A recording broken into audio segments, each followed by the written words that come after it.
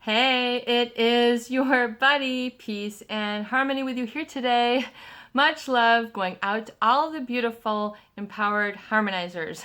We are zooming in and focusing in a little bit more in depth on a great viewer question that kind of springs up and inquiring just sort of about the dynamics of a relationship with someone who is a narcissist, a malignant narcissist, or even a psychopath. What is that sort of problem with relationships known as an attachment disorder? And it's widely felt in the literature that the narcissist has an attachment disorder, meaning that they don't bond with others in the way that most people do. This is a difficulty for them. This is a challenge. They don't have that same bonding that you would expect with most people. They have an attachment disorder, meaning also within their thoughts, their decision making, and their values, they aren't oftentimes able to fully commit.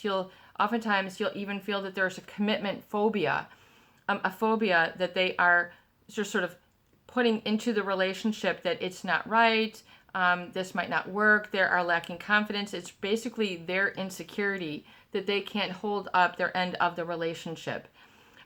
Why? Because narcissists are infamous, psychopaths as well, for keeping a lot of things concealed, on the down low, not discussed. The old poker face, or the old put on a happy face, or put on a sad face, whatever it is.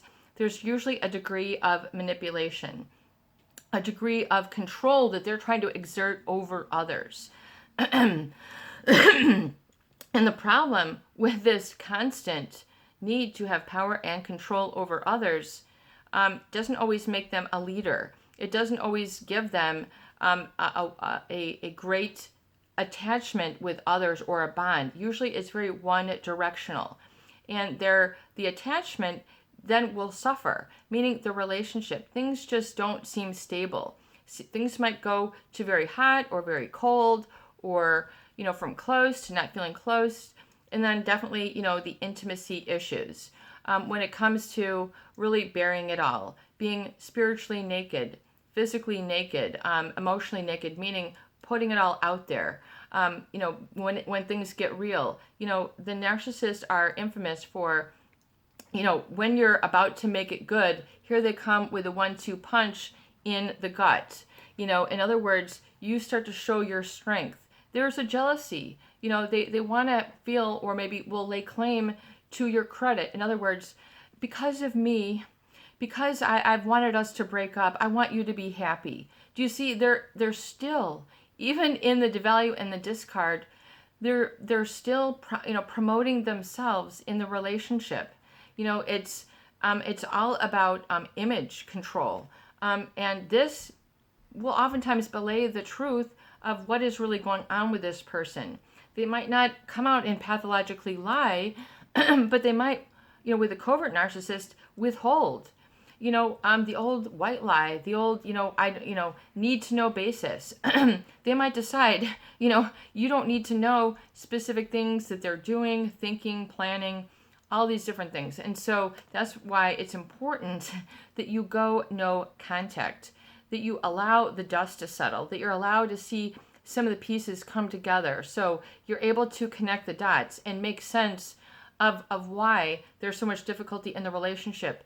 People really need to figure it out. For one, because you don't want to continue to subject yourself to a relationship where this person might have a commitment phobia. They've got too many insecurities. They've got too many skeletons in the attic or skeletons in the garage, wherever it is.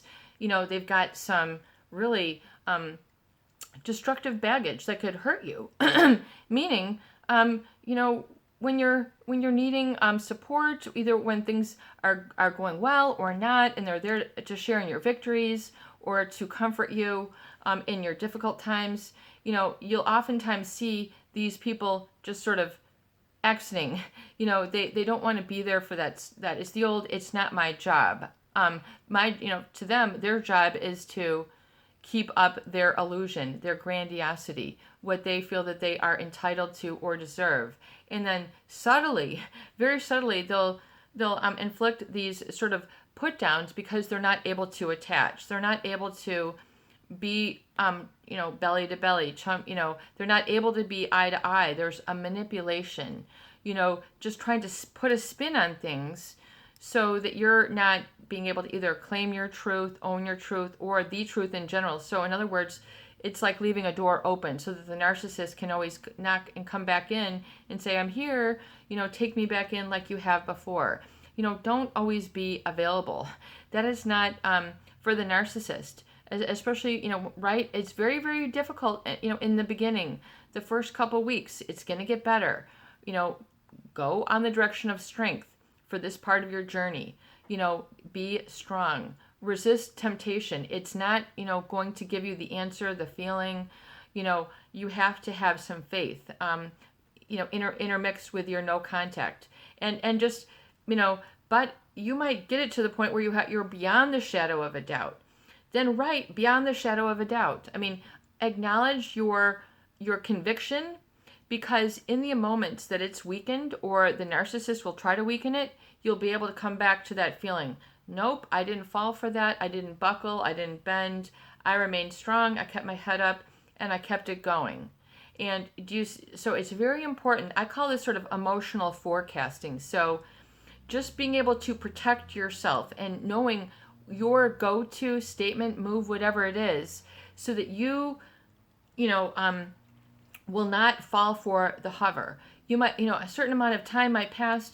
Oh, well, it's this time of year, or it's, there's going to be all these sort of reply, it'll come. It might be very impulsive. So be guarded about this, especially when you're going in the no contact. The attachment, really the bond is, there for a purpose. Just like, when you are in a relationship, in the love bombing, you've got that sort of oxytocin, that bonding chemical going really strong, which is a wonderful feeling. It's, you feel just so blissful. People get blissed out. They just feel that love has arrived again. So it gives people a lot of hope, especially if they haven't felt this before or felt it for a long time. It's like, I'm going for this. This is wonderful. So there's this sort of, and then the attachment, that feel-good hormone, which you're experiencing, the narcissist, they're kind of like, trying to get as much of this as they can. And sometimes they need supply to give them this reward.